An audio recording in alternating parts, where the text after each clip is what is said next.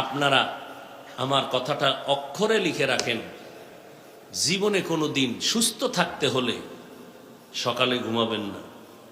Number 2, ঘুম থেকে উঠেই বাসি মুখে এক গ্লাস পানি পান করবেন, কুলি করবেন না। বাসি মুখে এক গ্লাস পানি পান করবেন, পরে কুলি হোক, অজু হোক, ফ্রেশ হোক, ভিন্ন। নাম্বার 3, মৃত্যু পর্যন্ত কোনোদিন পানি দাঁড়াইয়া পান করবেন না। সমস্ত বৈজ্ঞানিকরা একমত, গবেষকরা একমত, দাঁড়াইয়া পানি পান করলে কিডনির উপরে আক্রমণ হয়। রসুল ১৫০০ বছর আগে কি কইছেন? দাঁড়ায় কিছু খাইও না, পান করো না। বৈজ্ঞানিকরা গবেষণা করছে, মুহাম্মদ এটা কেন বলল? সিদ্ধান্ত দিল মুহাম্মদের প্রত্যেকটা থিওরি শুধু সুন্নাত আর পরকালের সওয়াব না, প্রত্যেকটা থিওরি মানুষের দুনিয়ার লাইনে শরীরের মহা ঔষধ।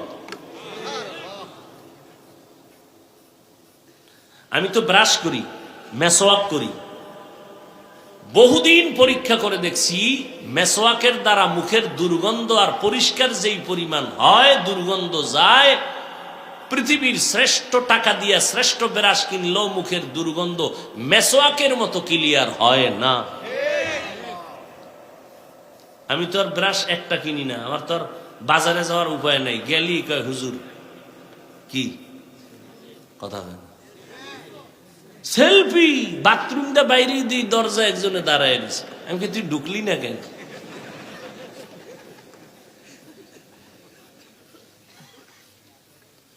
এই জন্য সুযোগ নাই তো, যেখানে যাই মুখ টুক ঢাইকে টুইকে গেল, হেন পিছে পিছে তো অমুখে না, আর বাদ দিছি।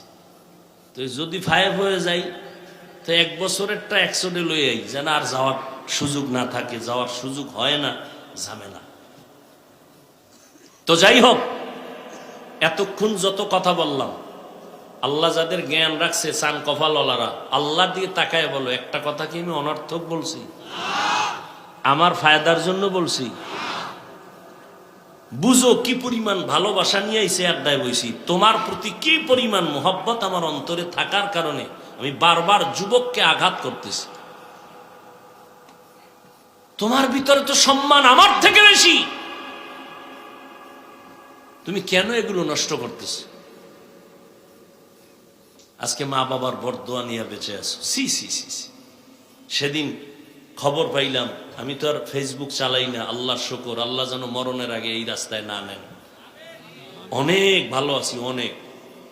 ওই জগতে যারা আছে ওদের মতো টেনশনে পৃথিবীর কেউ নেই।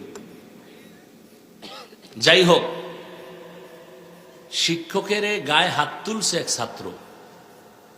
শিক্ষকের গায়ে ছাত্ররা লিখে রাখ, মরার আগে পঙ্গু হয়ে মরবি।